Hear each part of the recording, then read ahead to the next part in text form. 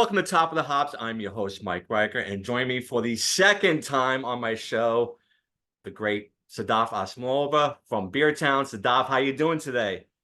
I'm doing really well, Michael. Thank you for having me. Of course. Of course, the last episode we did was top 5 beers of the fall. We are now in the middle of summer, so we're going to do our top 5 summer beers. I can't wait to get into that. But before we do that, I did want to touch on an article that was written in the New York Times a few months ago. And the headline was, "After a boom, craft beer considers a new creed, less is more." Do you agree with that? I do. I do. As somebody who has been in the industry for, let's say, within 20 years, I do see, even at my end of the industry, which is like a to-go shop, Hmm. I do see a change in the way people buy. And especially people coming from wanting to try like the next best thing, like that kind of crowd shifting a little bit on how they're buying beer and what they're interested in. Are you seeing that in breweries too, though? Like, me and Nicole went to Evil Twin, and I noticed, I'm a sampler. So, and you see me in your Okay. store, especially, I'm getting the mixed 6 packs, I'm getting all Yeah. kinds of stuff. Yeah. But we noticed, and there were like 4 or 5 couples there, and every single couple was just getting their one beer and a pint and drinking it. Meanwhile, me and Nicole are getting the 5 ounce pours and getting 5 different flavors, and we're drinking, and we're just noticing, like, okay, maybe this article is onto something, because just for that small sample size, I'm seeing couples just getting their one beer or 2 beers, and that's it. They're not sampling. So, I do find that sample culture is drifting a bit. Okay. We're losing it. We're losing Mhm. it. And I think I also am trying to figure out, like, what is the reason why. And I think it does differ a little bit from tap rooms to beer shops, but in the tap room, a place like Evil Twin, I know whenever I go there too, like I see a lot of regulars, like they're frequent patrons where everybody knows the bartender's name and everyone's cool with each other. And I think that you know also adds to like people figuring out what they like at a brewery and kind of going to that and Mhm. repeating that offering. And then I also find that maybe people are like, it's that debate where they're like, all right, I could try this, but maybe I don't like it, and I know I love this. So yeah, maybe it's some kind of reasoning like that where they know that it's a faithful choice, it's something that they're going to be happy with. And I wonder if it's like the curiosity is over, Mhm. like if Yeah. some of these people have sort of gotten tired of like, fruit additions and the sort of weird stuff, right? Like they just kind of are looking for a reliable choice that's just beer, that doesn't Right. have a whole creative thought process to it. But I wonder, but I do notice that, yeah, breweries are offering less choices. I noticed in that article he mentioned Suarez. Yes, I was gonna bring that Suarez up. is a really cool brewery and just very mom and pop and small farmhouse style. And I love that the owner made that choice to kind of go back to that European standards of like kind of having 2 beers. They're always there, they're always good, and that's what that brewery is noted for. Right. But I get it. I think for breweries, they've also have to make choices because why fill your tanks with all this experimental product, especially when beer sales are down, and people, from small business owners like myself in the package stores to brewery owners, we have to make these choices, right? It's like, how do Oh, you make the most out of your investment, and you have to follow the trend. So maybe I think it's all kind of simultaneously happening. Yeah. yeah, and you're right. It says here for craft beer alone, the drop was 6.7% the past year, which Yeah, hurts my heart, because I want to see the craft beer I business know. booming. So yeah, it's just like, I when I first started my trek into breweries, like when I went to a brewery and I saw 20 beers on top, I'm like a kid in a candy store. I want to try I everything. know. A And lot of then people were. yeah, and then I mentioned on my last show, and I just noticed that they closed down was Queens Brewery only had like one or two beers on tap, and I Mhm. didn't want to go there anymore because that's all they had. But like you said, Yeah. but I wonder if, and maybe you have a better sense of this. Do you think COVID had anything to do with this as far as breweries maybe making a shift in their thinking as far as making more money? You know, COVID is a funny thing, or Yeah. was a funny thing, or is a funny thing. I don't know, Yeah, like if it's happening, but I know. those restrictions, like especially if you were in New York, they like completely debilitated your business. Right. If you were a brewery, you couldn't have people in the brewery, so they had to quickly adapt. And then the governor was changing laws as to how you can sell beer and what amount and what you have to offer. So I think it's possible that it's stemming from that, like as well. Like I think that it's a continuous change. It's like a continuous like adaptation to like what's happening to the market. COVID was, for some people, some breweries and stores and businesses, like really great because I don't know. They were able to expand in different ways. Bars were able to offer to go service, to go Yes. drinks, things like this, right? I saw some bars be, now they were able to sell, 4 packs, 6 packs out the door. So there have been a lot of changes, but I feel like, yeah, I feel like, since COVID and that boom of everybody having money and Mhm. Great wanting point. to spend, right? Wanting to Yeah. spend and like that, I saw it here at the shop that 2020, 2021, I had a burst of new customers. I had um I think it was like, right, weren't we getting some kind of government funding for some time, Yeah. right? So people had like available cash to play with, Right. and that allowed people to spend a little bit, get more experimental, get curious. But I've seen less and less of that. So I imagine that a brewery also has seen less and less of that and has had to shift a little bit in their business model. Yeah. Yeah. So when you see breweries going down to a couple of beers, are they doing just like pilsners and lagers? Are they doing it seems like they're doing like not creative stuff, but just like the simple stuff. Is that true or Well, I'm definitely gonna say that there's lots of trends in the craft beer market. Some that start off very strong and fail very fast, and then yeah. there's some that linger, like milkshake IPAs and brute IPAs. Do you remember? I don't even know if you remember brute IPAs. Oh It was a yeah. very short run, You mentioned that on the last show. Yeah, it was like right? yeah, it was like you said, it was like a dry, right? IPA almost. Yeah. It's a dry IPA, yeah. So Yeah. there's some trends that don't really make it. Um, so the lager trend, so I feel like it's not a trend. It's what's happening is that, I the craft beer boom was really, it was this like the IPAs and fruited sours, kettle sours, and sort of like odd ingredients paired with like cream ales and saisons. It was just like the weird and wacky time for beer. So I think now what's happening is that people want like they want to still support craft. So, but they want lager options. They want simple beer. Yeah. So maybe they want like a Miller Lite style, but they don't want to get Miller Lite. They want to support their local craft brewery. And I've seen that a lot, a lot.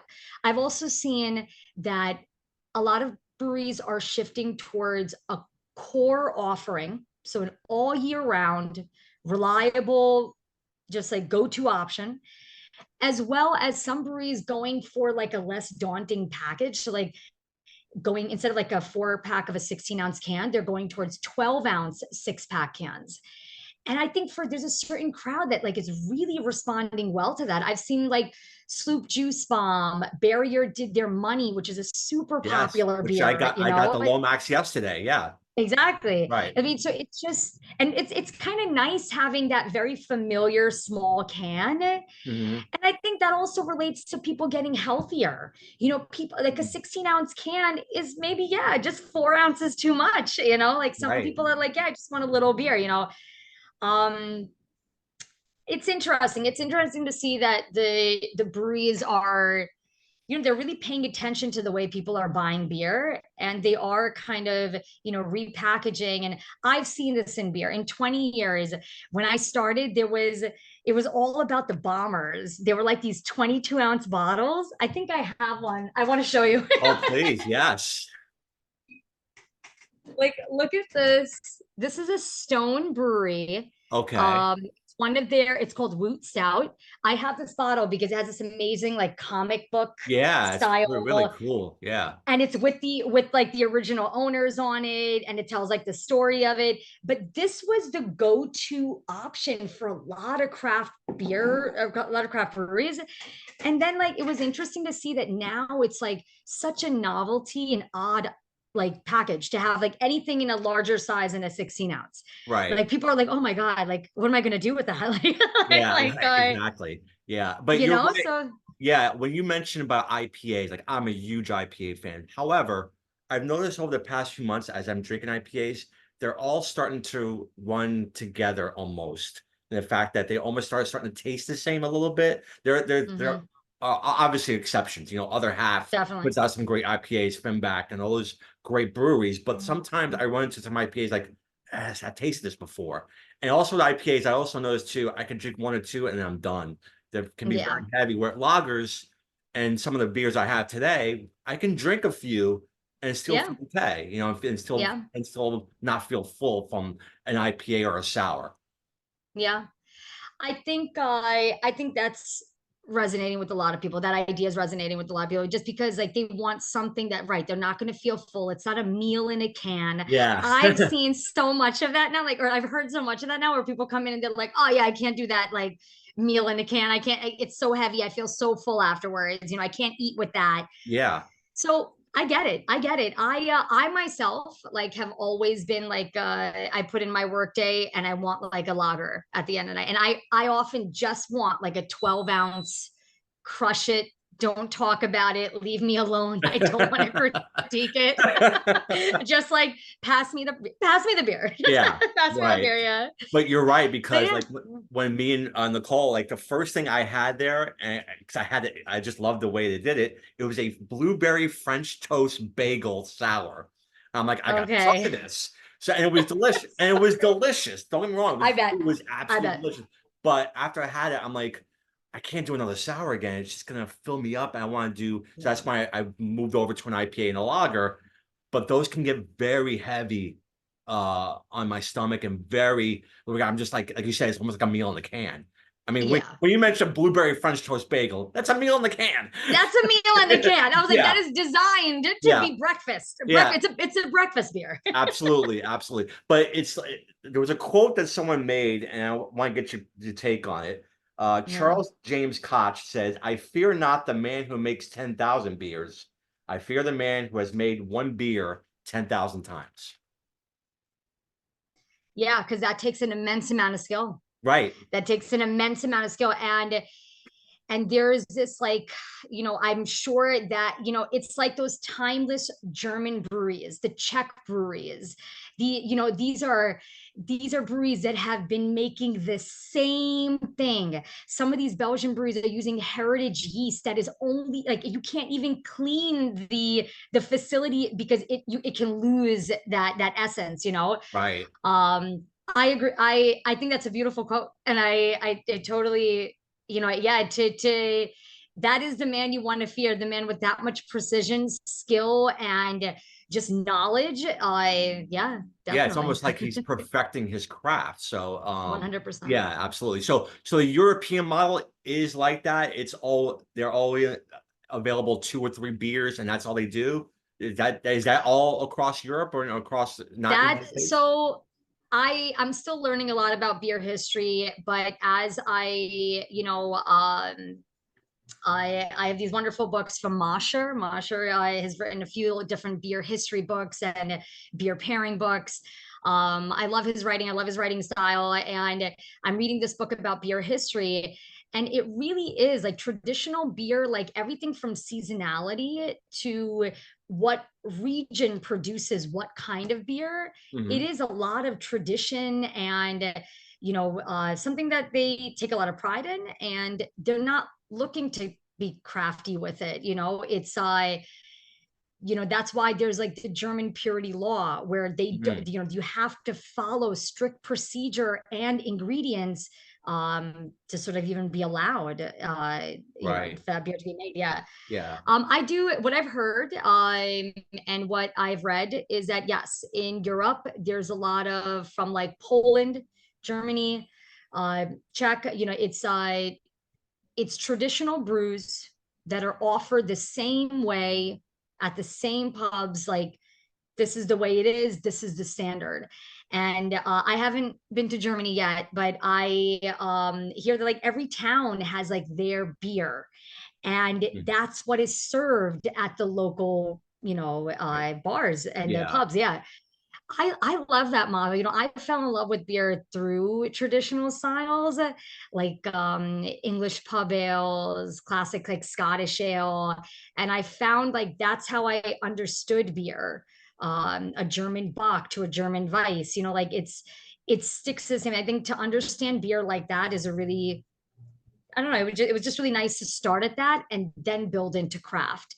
And what I noticed in the last, like I said, within the last 20 years is that I've met a lot of people at my shop that come in, they're really excited about beer, but they're excited about the craft beer world. And they've jumped right into like IPAs and, like you said, like fruited sours. Yeah. They don't really, like in the beginning, they didn't understand, like, why would you drink a lager? Like, if you can get an IPA I that's was the a same 10% way. alcohol with, yeah, Right. Yeah.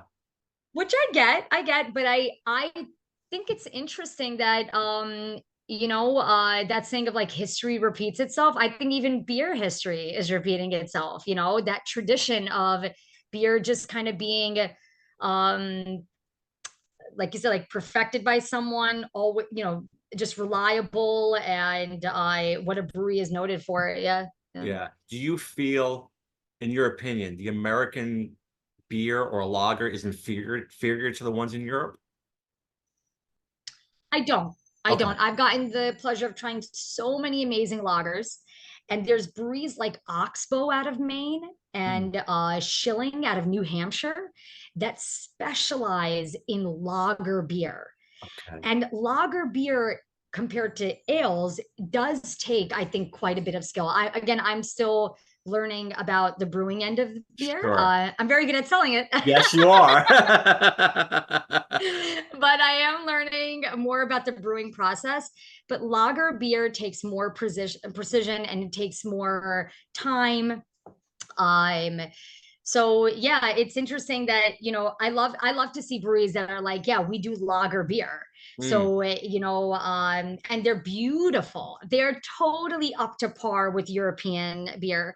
But I will say, even when they're not noted with like it be having like a hop essence or a hop forward note, many of them seem to have hops in the forefront, which traditionally in lager really isn't like that. And I think Right. that's the American touch. I think that's the American touch. Yeah. Okay, gotcha. So it's funny when you mention IPAs. I was reading the comments on this article. Boy, the hate on the IPAs from the lager people was just Oh God, incredible. Yeah, it was like, well, I didn't yes, read through that. yeah, and then even like my best friend who I've talked about before, into stouts, into lagers, into mostly darks. But he's a lager fan as Okay. well, and he goes into an IPA. I hate IPAs, so it's like a lot. It's like either you love it or you hate it, and it seems like there's definitely a shift where I am seeing now less IPAs on a menu, on some of these breweries where they're going to, like you say, a lager, or maybe they'll try a Kolsch or something like that, Right, right, where, yeah, where definitely. you're not seeing as many IPAs on a brewery menu as I did, say, back even 2 years ago. I liked that Mr. Bernstein's article mentioned that too. Like offerings at a bar and a restaurant have kind of like they just kind of toned it down a bit. Mm. Like a lot of restaurateurs, a lot of bar owners now are not looking to have that, like what you mentioned, like 20 beers on draft.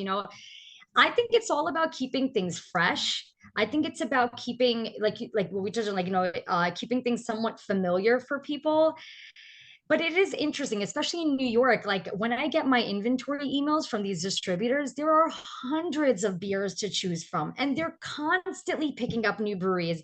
So for some of these spots that are like limiting themselves to five beer, maybe draft options, five bottle options, and some cocktails, I imagine that buying process has to be a little bit more difficult than mine, Right. But I also, like the article mentioned, like I realized like I don't need to have like 15 different kinds of craft pilsners.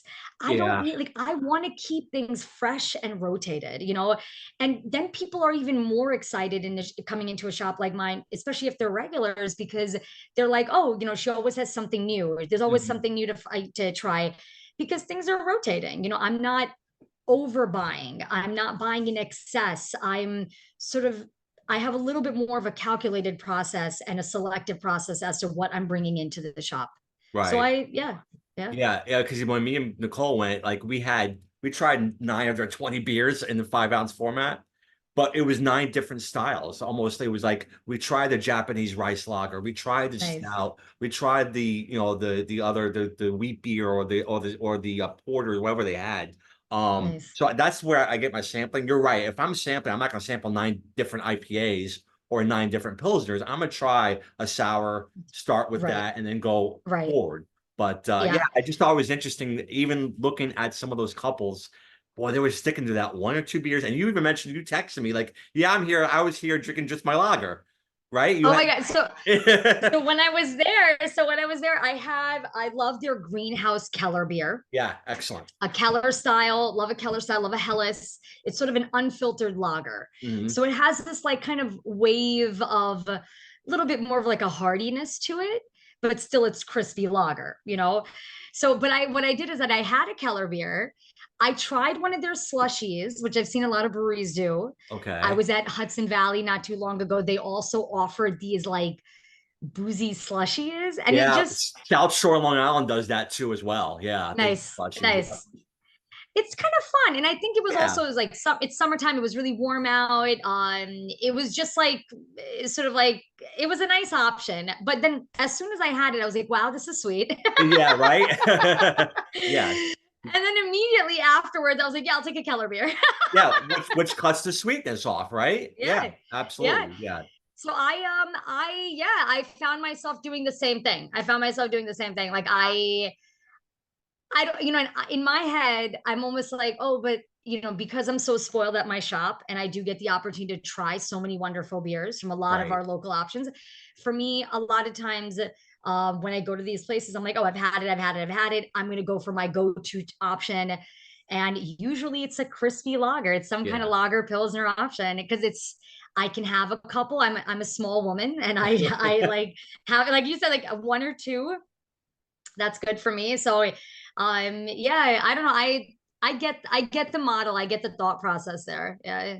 Well, I'm going to put the link to the article in the description below so you guys can read it. I think it's fascinating.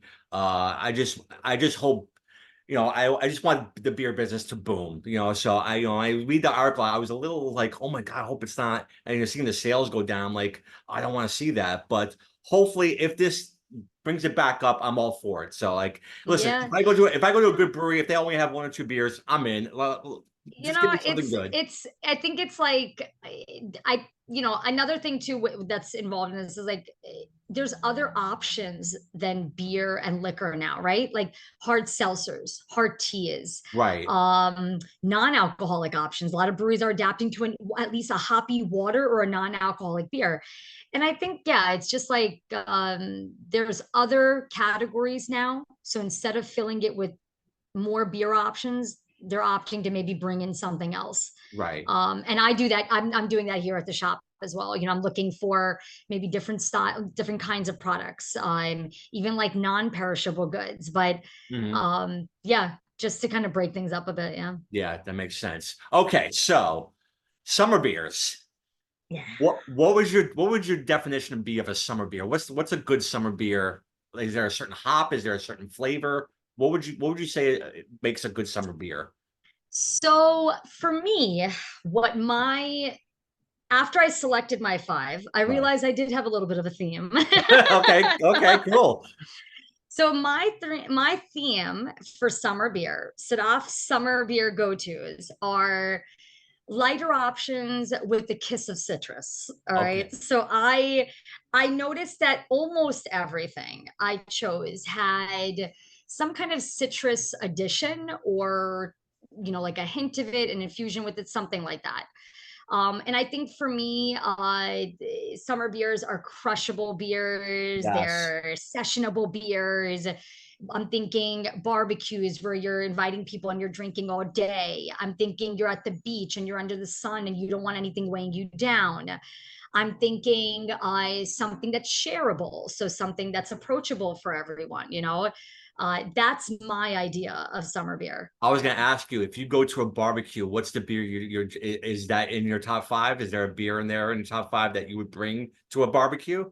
I would bring, so I have out of my five, I have one beer that consistently in the last, like, I don't know, it has to be over 5 years now, that it's like the minute it comes into the shop, I grab a 12 pack, I put it like I put it away from me, and it's just always open. And it's like my day drinking as I'm putting in my orders Oh, or as I'm with, but so this beer is something that I find myself constantly going back to. But I will say my other choices are sort of I like something in that style, but I okay. notice because I'm blessed with so many options Yes, you are. that I notice that like every year, yeah, it could maybe be a different brand that's done a version of that style that I admired. Yeah, So because your top five could change by next month. Like, but yeah, like by tomorrow, by that's tomorrow. not true. That's true. That's true. By All right, tomorrow. so let's get to it. What's your Okay. number five? So this order is Yeah, not from like best, right? It's okay, not, that's it's fine. just the way it is. But I'm gonna start with the one I already opened. Okay. And this is a good friend of mine, Bert. He is one of the owners of this brewery, Adapt Beer Project. I don't know Okay. if you can see it in the glare Yep. light there, but Go it's further. called Yes. Closed on Sundays. And it is a Pilsner style. And I like a beer that I can just crack open and drink without, like, don't overthink it, just drink it. Like that, just that Right. kind of vibe, right? Yeah. Where and this, we've had this beer on draft. He just recently started canning it. So it's cool to see it in the can option. He did go with a 12 ounce, which I think is a good choice. Yes. Um, but it's just like it's a beer. It's what I described as, like, I want to support my industry, my local industry, and I want like a macro style light lager.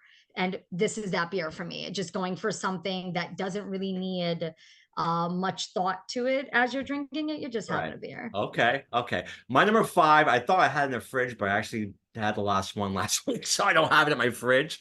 But it is the Lion Kugel's Summer Shandy.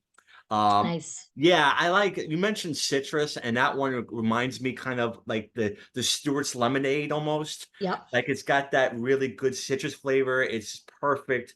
It's well, it's carbonated too, but I just love the taste of that one. Sometimes lemon for me can be a little overpowering, but I thought this one was pretty good. And I know they have a Nice. peach one too, but I really enjoy the They lemon do. better. That's why it's one of Nice. I like the Lion Kugel's summer shandy.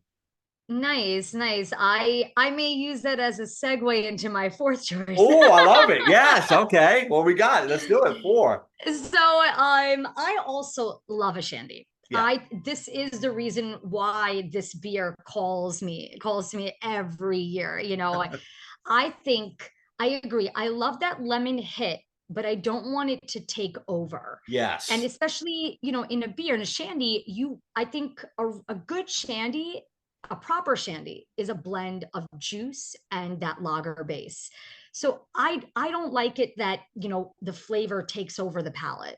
Right. So the one that just I think is the perfect balance for at least my palate is the Narragansett Oh, I've shandy. had that one. That is good. Yeah. Yeah, yeah. Okay. Yep. And I find that compared to the line and Kugel, which one of my guys, Matt, Matt and I were talking about this morning because he did a side by side comparison of the Narragansett to the Leinenkugel. Oh, okay. Um, Big visual difference, big aroma difference, and overall flavor difference. And this one, I think, is more of like a beer with a little hit of lemon versus the Leinenkugel that's maybe more in It balance and is, yeah. has a little bit more of a candied lemon kind of tone versus a kind of, a squirt of fresh lemon. Yeah. Right.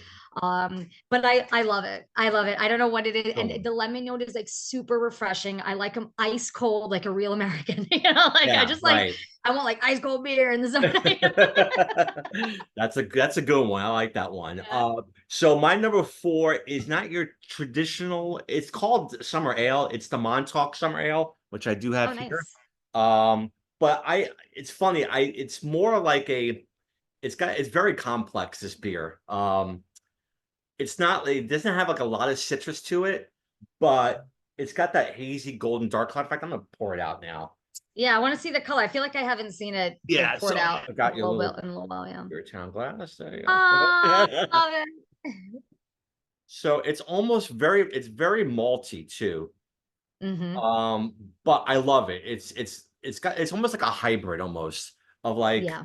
a lager, and like it's got very malt, like I said, it's very complex. It's got that bitterness, it's got that floral little nose to it, but it's Mm-hmm. really good. It's almost biscuity too, and usually don't get Okay. that in summer ales, but I really enjoy this. I thought it was very good. Like I said, I I can like feel like a hybrid almost. I was gonna say, like, it does have this really beautiful, like, kind of a deep orange kind of Yes, tone, it the color does. tone to it, right? Right. Yeah. Yeah, and a nice head to it. I've heard like, so I do remember it being having that like kind of breadier, heartier base It to it, does. Yeah. which I think, I mean, I don't know the malt bill and hop bill that they're using in that beer, but like, if I were to come up with something, I imagine they're using some kind of like maybe European malt base or like a Mm. biscuit malt base, Goldings, things like that. So I just feel like it may be something like that.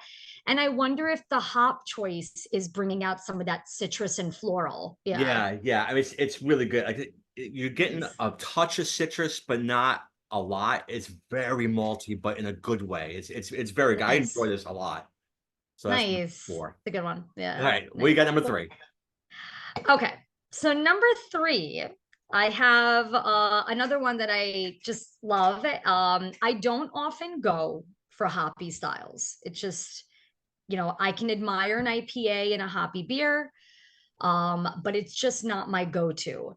But this beer is a pale ale. So I like to call it like the baby sister of an IPA. So Yeah. not like super heavy in the hop dose, usually a lighter ABV. And it's an American pale ale. So traditional pale ales would have been more balanced. Hmm. This pale ale is still hop forward, but just not, it's just softer. It's softer than like an IPA. Yeah. And then they brew this with orange zest. So as I said, citrus theme. Citrus. Yeah. Okay. From a really cool brewery, Equilibrium. Everybody knows these Oh, guys. I love Yeah. Equilibrium. And it's called Osa. Oh, I've had that one. Yes. It's It's such a like a good one. Yeah. mimosa almost. It's like, and it's like, but it's like the perfect beer version, you Yes. know? It's not just orange juice.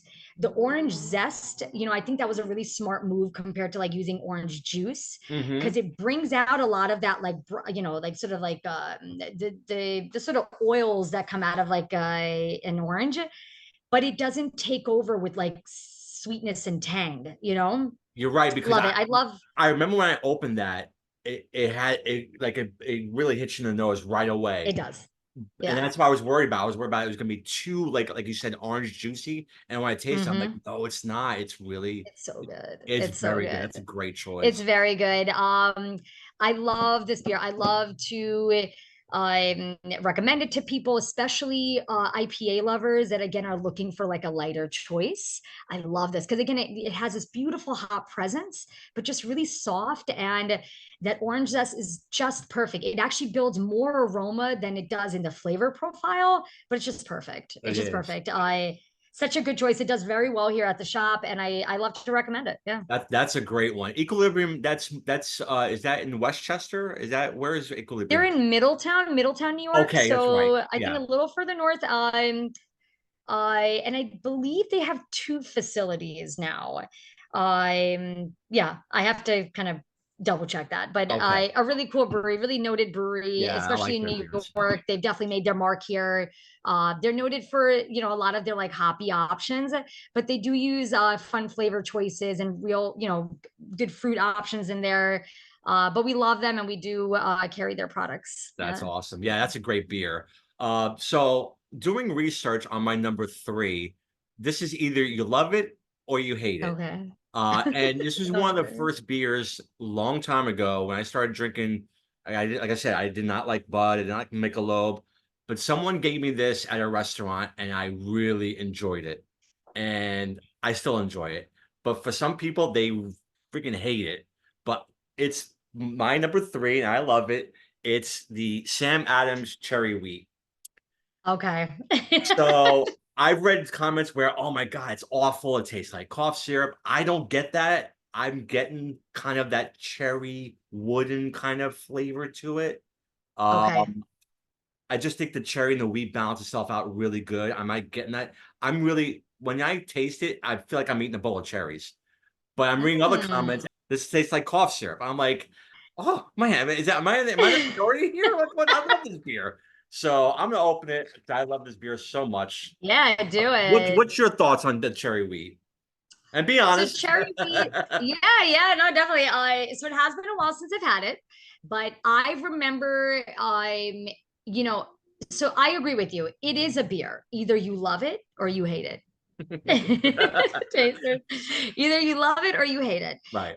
Recently, it's funny that you bring it up because it must be a lot of it just might be an option that people do think about in the summer because I've had a lot of people either comment on it Yeah. or and taking a tone of either that they like it or they don't, like yourself, like some people are like, oh, I love having this in the summer. It's Yeah. refreshing, it's just enough fruit in a beer.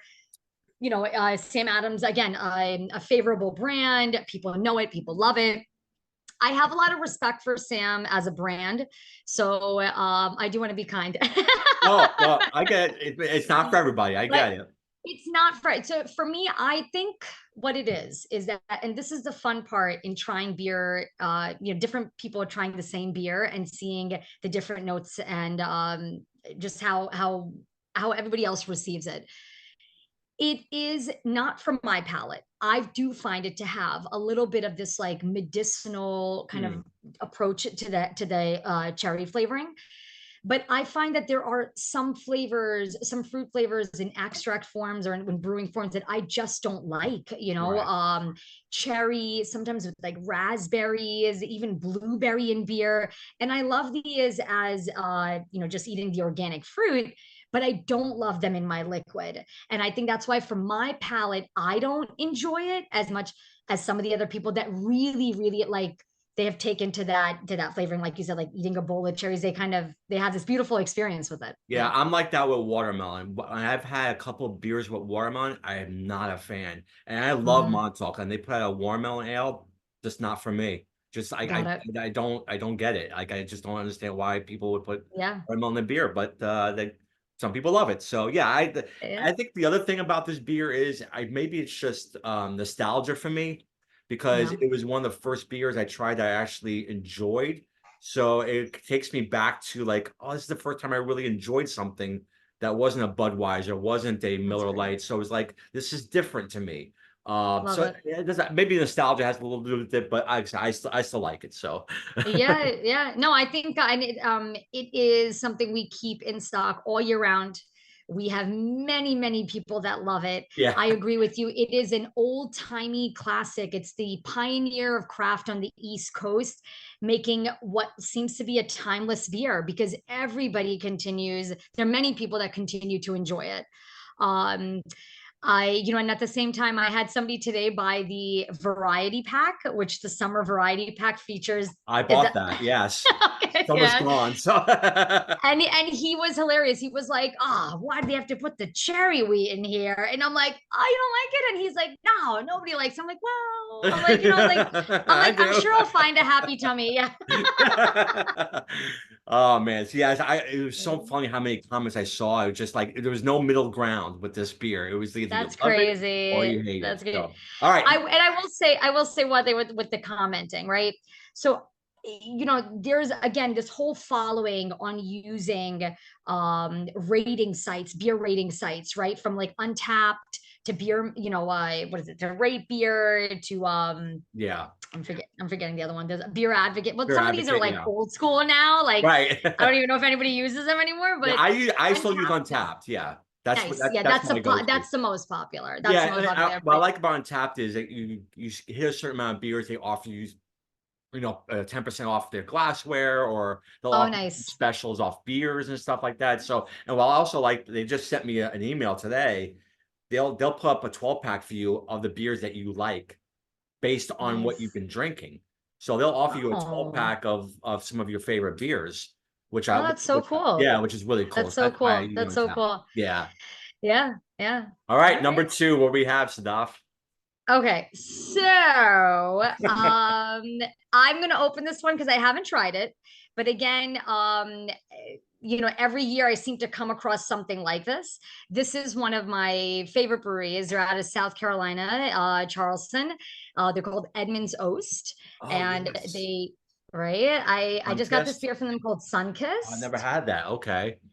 Yeah, I'm gonna pop it open. I'm gonna try it, but it's noted to be a tart wheat ale brewed with tangerine. Mm, So again, sticking to my citrus theme, lighter bodied beer. Wheat beer does have a little bit, it builds a little bit of body in a beer, but I'm curious to see. It's usually, I feel like in summer styles like this, it's not going to be something very heavy. right. Um, what I'm imagining is them playing with the idea of maybe a yeast that built some of the tartness in the liquid and having like the tangerine notes play with that a bit. Hmm. So it is pretty, Oh, that's nice. Yeah. yeah. Oh, yeah. I You get a like, ton of tangerine, a okay. ton of tangerine. Yeah, I like Edmonds Oats. They have a cereal for dinner one, which I like. That's one of my favorites that they have.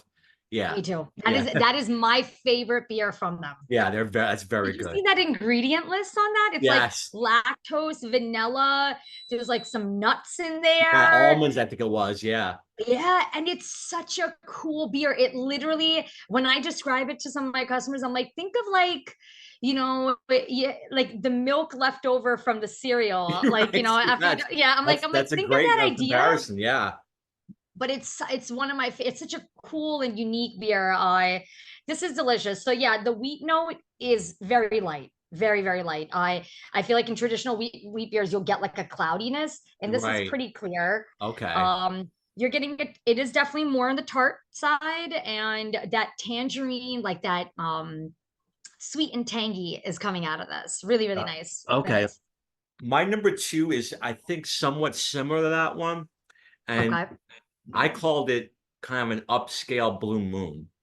And you introduced me to this beer I think in a mix pack, and I Okay. loved it. It was Bell's Oberon Eclipse. Oh yeah. I really enjoyed that one. Yeah. It's medium carbonation, it's medium mouthfeel, but it's got that taste of citrus and oranges and tangerine, but Yeah. not overpowering, but just perfect in a way. Like I said, it reminded me of a Blue Moon, but more upscale. Yeah. I thought that one was delicious. And Yeah. especially on a hot weather day like today, that one I can pound. That one Yeah, I like. no, that's a great choice. And honestly, like Bell's has been making that beer for such a long time. And I think, in their region, it's probably a lot of people's like go-to summer option. People wait Mhm. for it in the summer. Very iconic. I think very iconic in American beer history, that beer. And it's cool to see that it still has a following. And I agree, it is like a light-bodied wheat with like hints of citrus tones, Yeah. but I don't think it notes anything on it that it's like being brewed with any I citrus. don't think So it, so either. Yeah, but it's somehow when you taste it though, you're getting that heavy citrus flavor, but not overpowering mm, enough to where you're like, that's too much. But I right, love that beer right away. Like when I first had it, I was like, wow, this is good. This is like I say, it reminded me of nice. Blue Moon when I first tasted it. But then as I started drinking it more, it was like, no, this is a little bit better. Nice, nice, Yeah. nice. Yeah, I think it's a solid style. Like a light-bodied wheat beer with a touch of citrus tone is just like a great summer option. You know, Yeah. if you're not into just like a super crispy lager, or you don't want just like a simple pilsner, or I think it's a safe choice. Yeah. Okay, we're here. Number one. What do we have? Okay. So again, I'm I love the idea of this style. I've had many come in through the shop, many, many, many. Everyone from KCBC has done a lager with lime Ooh. to a brewery, Sunday Beer. Sunday Beer made a Radler, which was a beer with lime. I love the idea of it. Think of like a crafty version of like a Corona with lime. Okay. Okay. So we just got this beer, and I will say I sold like half the case this morning, and Whoa, good for it you. just, and I, yeah, no, it's great. It's great for the brand. It's great for me, and I love that people like. I think they agree with me. Where like everyone commented on like, oh yeah, this is like the perfect beer to have today. Um, Single Cut made this one this year, and it's called Mexican Lager, Oh, okay. and it's brewed with lime and a touch of salt. Oh, okay. I would definitely So try that. it's I'm gonna pop it open right now because I feel like a couple people came back to get it again, and they said that it was just the right amount of that salt note. It was just the right amount of like lime. And I think it's really, yeah, it's mimicking that idea of like a lager with lime, you know, a Mexican style lager with lime. But it's for people I think that want to support craft, and it's cool to see that craft breweries are offering beers like this, you know. How would you doesn't Lawson's have a lime salt one? I thought I tried. How would you compare that to the Lawson's one? So I loved that beer. Yeah, so I did didn't see it I. come out. I didn't see it come out this year yet. I did get a new one from Lawson's, which is a blonde ale with lemon zest. Okay. Oh, So I'm curious about that. I haven't gotten to that one yet, but I do remember the one. It was their Pilsner that they yes. offered with lime. Yeah, with the Okay. lime and salt. Yeah. Okay. That looks good. Yeah, I have to try next time I go into your store. That's one I'm gonna have to really go for because that looks good. Okay. This is I'm gonna curse. This is the fucking winner. So you had It's number one correct. so good. It's so good. Okay. It is who I forgot who said that to me, but it is the perfect, it almost tastes like it's like rimmed with a little bit of lime and just a touch of salt. It is so beautiful, Oh, I have to try and that. like doesn't have an intense head to it. Right. It sort of seems a little lighter in the carbonation than I would imagine, but maybe that's more signature to a Mexican lager. Maybe that's more Okay. because it literally tastes like Modelo with lime and salt. This is amazing. This is Excuse my amazing. stupidity. Mexican lager. What makes a Mexican lager? Mexican lagers have a certain malt base. Okay. And I'm not sure if they use things like rice or corn. I know it's definitely not rice. I wonder if it's some kind of ingredient like that. I'm gonna take a look. Their description just Mexican inspired lager, Mm, but I will do a little research that's about that. interesting. Yeah. I'm curious myself, but I do notice, you know, I don't know if you've had like, you know, from your Modelo's, Dos Yeah, Equis, Modelo's I like. Corona, Yeah. but it does have like a signature flavor to it. Like Pacificos and Modelo's, I think, are very similar, and Hmm. they do have this very signature flavor, and it's amazing. I'm actually getting that in this beer. So Interesting. I am. You gave me a little bit of homework. I'm gonna dig a little bit and see what that is. Yeah, I can't wait to try that. Next time I'm in your store, I hope it's still there because I would definitely yeah, try to get that. All right, so definitely. my number one, which you saw yesterday as I bought it, I actually first had it at a wedding that me and Nicole went to. It was my cousin's wedding out in Jersey, and he's a big beer drinker, and he had this on tap, and I'm like, oh, this looks interesting, and I had it. I'm like, what? Where has this been all my life? I can drink so much of this. I Wow. must have had 6 or 7 glasses of this beer. And Wow. Nicole shaking her head. Yeah, yeah, yeah, you did. Um, and I've gone back every summer. This is the one beer I don't, like I told you before, I'm a lightweight. I can drink 2 or 3, three the most, and I'm Okay. done. This one though, you put me by a pool, you put me on the beach with this, I can pound these. And that is Golden Road's Mango Cart. I just love, I'm a big mango fan, and it has like these ripe mango taste to it. It's Yeah. really crisp. It's not overly carbonated. Um, it's just really well done. I just think this is a really great beer. Um, and I could drink so much of these. That's scary. I love it. I love Yeah. it. I love it. I love it. I love that there is a beer like there out there that has that effect on you. Yeah, I love that. Yeah. I can't explain it. It's just like it's very light, it's very hazy. It's just it goes down so smooth for me. And like I said, that's why it's my number one. I love mango car. I like the and I'll be honest with you, Golden Road. I'm sure they have other beers. I've not seen anything else. I've not tried anything else from them. This is the only I love the artwork too. So yeah, I love I agree. The illustration's really cute, really Yeah. beachy, really summery.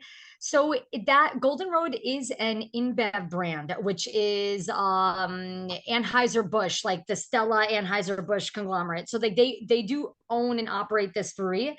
But it's what I notice is that when I'm on the West Coast, which I believe originally they're from California, I think Yeah. Southern California. Yeah, I think in Los Angeles actually. Oh, in Los Angeles. Okay, Yeah, okay. yeah. So they do have quite an array of offerings, but in that market. And Okay. one kind of interesting thing, about the beer industry is like the back end of it, the distribution, what comes into certain markets. One day if you're up to it, we should just do a whole segment on that. Like there Yeah. are a lot of times people will request items where they're like, oh well, I was in Florida and I had this other Golden Road beer, can you get it? And I'm like, I can't, because the New York distributor doesn't bring it into the market. So Interesting. it's really not my choice. And it's the distributor's choice of what they want to bring into the market. And they, I imagine, go through some set of numbers and stats as to, how they make that decision. But that beer, that Golden Road Mango Cart, is so popular in the summer. And another AB brand is Kona. And I've heard from the Anheuser-Busch team that Kona, if you mix a Kona Big Wave with that Mango Cart, that's a thing. Really? Oh, I'm gonna have to try That's the that. thing. I've There had was a both. name I've never for tried it it. together, so Yeah, there's a name for oh, it. I forget what she told me, but that's the thing interesting. where you buy those two things and you kind of you blend them, and it creates some kind of flavor profile there. But Mango Cart, we have been selling out of it. So it is just like the Kona Big Wave. Both of those brands are very summery, I think, from their marketing to just like the approachable style of the beer. Um, but Mango Cart is a crowd favorite. I'm like, you are not alone, Michael. I'm like, I people love that beer. well, I went a couple weeks ago to try to get this before the show, and then some guy with a hand truck had at least 4 of these cases on his hand truck, and Wow. he basically, and I went there. I'm like, "There's none left." Oh my God, what happened? But thank God you had it there yesterday, so I appreciate that. But yeah, I just love this beer so much. Like I'm drinking it now. Like I don't want to go back to the cherry wheat. I just want to keep drinking this. This is so good. I don't know. So I love mango flavoring too. That one particularly has this nice like sweet, ripe kind of candied it mango and tone to does. it. And agreed, yes, very easy to drink, very easy to drink. So I get it, yeah, but I think it's a great choice, and I think for a lot of people, it's a summer go-to. Yeah. Yeah, and I love your top five because now I can go and try the top five next time I come to your store. Speaking of your Yeah, store, you have something very special coming up I Saturday, do. July 27th. We talked about this on the last show. You did your first ever Beer Town block Mhm. party last year. I can't believe it's going to be a year coming up. It goes by Not so kidding. fast. But the second annual is coming up July 27th to Saturday. Tell us all about it. What you got going on? So yes, I'm very excited that we were able to curate this Once again, we had a huge success last year. 20 plus different beer vendors, complimentary glassware for everyone, some awesome food vendors, some fun raffles. Yep. Just some, like, it's sort of a community event that really celebrates our customer base and the way where we can introduce these styles, I'm sorry, these brands and styles to people. So it's a celebration of beer. It's a celebration of community. I love. I feel like every time I think about last year, like I get into this like giddy kind of blissful You moment should, because yeah. it was honestly just so cheerful and wonderful. People said such really nice things about it. I also really took everyone's feedback and advice into consideration this year. So we have some changes. Instead of Sunday, we're doing a Saturday show, a Saturday event. I do have, some other small details, but we are planning on seeing some really cool breweries come and participate. Breweries like Finback, Alewife, Love it. Citizen Cider, Transmitter Brewery. Oh, I and then I'm trying to get actually some imports to come into this. I'd love to showcase some of the beers from Spain we have. I amazing. classic German breweries like Hofbrau.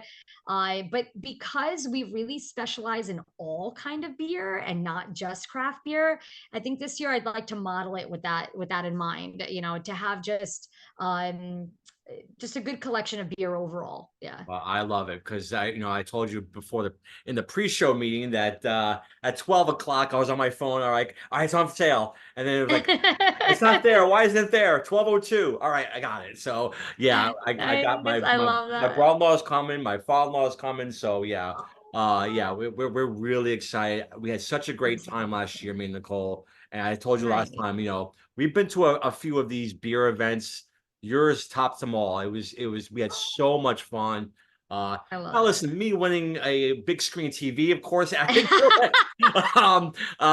Which I have up here as I look at it, which was I love unbelievable. it. I couldn't believe it. That was amazing. Yeah, That was amazing. for those that don't know, there was a raffle for I don't know how many inches this is. That was it, honey. It's like 60 inches, I think. The 60-inch big screen TV. And it was funny because I was looking to buy a TV at the time. Look at And that. so we put the raffle in, and then when it was one ticket, that's all I got was one ticket. That's And when they crazy. That's saw my number, crazy. I go, "Oh yeah!" And Nicole looks at me, she goes, "Stop fooling around." I go, "No, I'm serious. Look at this." And I couldn't believe it. Like, how are we getting this home? Like, it's like, Oh my God. It was amazing how that worked out. It was amazing. Because like you guys were like some of the first people to walk in. And then I was like, this is amazing. Um, I I'm really excited. I hope we do have some fun like beer baskets and the Beer Town swag bag raffle. All the VIPs will get a exclusive bag that has like just a bunch of goodies in there. Nice. Um, but I'm super excited. I hope the weather is on our side this Yeah, me time. I have a too. really good friend of mine that is going to be DJing, Oh, nice. and Okay. yeah, I thought like music would be a nice touch. We did have Yes. like a playlist kind of going last year, but I think it would just be cool to enhance that a bit. Yeah, ticket sales are available now through Eventbrite, and we are super excited. If you guys shop with us, you can also purchase a ticket in house. Yeah. Great. Yeah, I'll put the link on the Eventbrite on the description. I implore you guys, if you're in the area, you have to go. It's a fun time, and I can't wait for that date. Sadaf, this was a lot of fun. Thank you so much. You always bring so Thank much to the table. you. I appreciate it. This has been Top Hops. What's your top 5 summer beers? Comment down below. Like, please. Subscribe. Sadaf, thanks again. Appreciate it. Thank you, Michael. Take care. Bye.